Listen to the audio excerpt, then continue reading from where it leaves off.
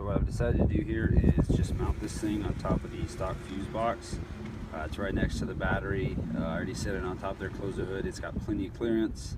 It'll just be too convenient for, you know, I'm gonna leave enough slack in the lines that you'll still be able to pull this off and kind of roll it to the back. So definitely consider that if you're gonna do it. But I kind of marked it up. If you look on the inside, it doesn't interfere with any of the stock lettering, so you can still read and, you know, decipher this mess. But actually, this thing had these little holes just kind of pre-marked here almost. It was just too perfect. Like, it was dead center. That's kind of where I wanted it to go. I don't know if I'll find anything in the future, but it kind of sits dead center with the battery. And even when I eventually go to a dual battery mount, they'll both sit sideways, so they should both center right on this.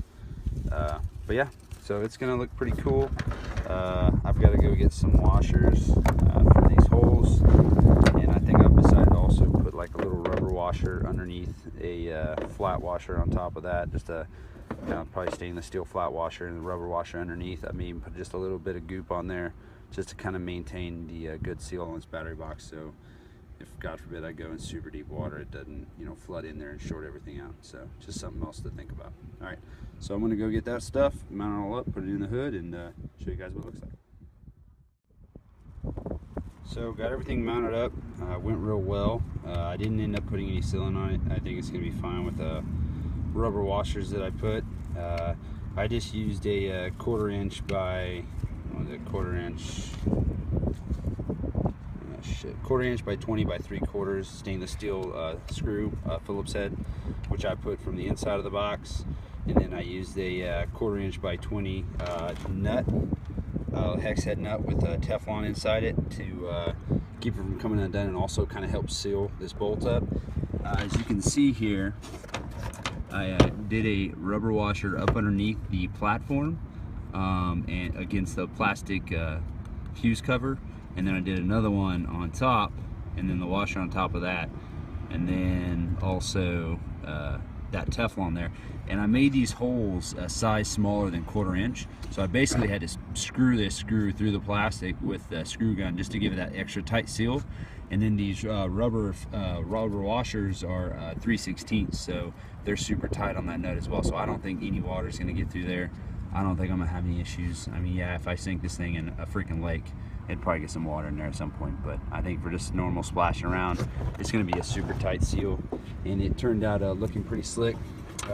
Only thing I might do is end up trimming this rubber washer right here, but you know, it really doesn't bother me. I think it looks fine. Looks super clean, pretty professional.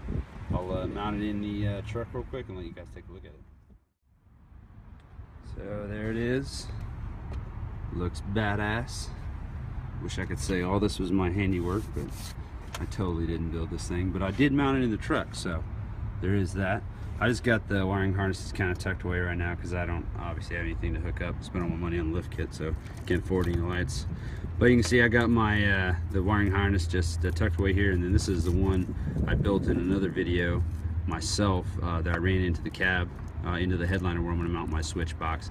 So they're just kind of hanging out. Once I start getting some lights, and actually probably once I get the switch box in and I mount it, I'm going to connect everything up and power up the relays, so I can at least turn the relays on and off and test my power outs, and we'll go to my light and make sure everything's working good. But yeah, that's it. Not an issue with clearance coming down. It pretty much sits right there, so not bad. But I mean, making these videos is a lot of work. To not realize that not only do you have to do the work, you have to film, then edit. I'm complaining, I know, but it's okay. I'm still gonna keep making these videos because I love doing this shit, and hopefully I can maybe help some of you guys, give you some ideas, or maybe you can give me some ideas, and you know, we'll just keep shade treating it up so we don't have to pay someone else to do all this work for us. You know, you get some pride and feel some accomplishment from doing this yourself. Once again, if you guys have any questions or comments or want to criticize the shit out of me, I don't care. Go for it. I got thick skin. Or you can, you know, pat me on the back, make me feel good about myself. But cool. Thanks for watching. Subscribe below. I'll keep posting stuff. The switch box is actually in. I just got to go back home and get it. So hopefully here in the next, maybe this weekend, in 4 or 5 days, I'll post another video with the mounting the switch box in the cab. You guys can watch me cut through my headliner and probably fuck it up, but you guys can laugh at me. I'll feel stupid. But anyways, all right.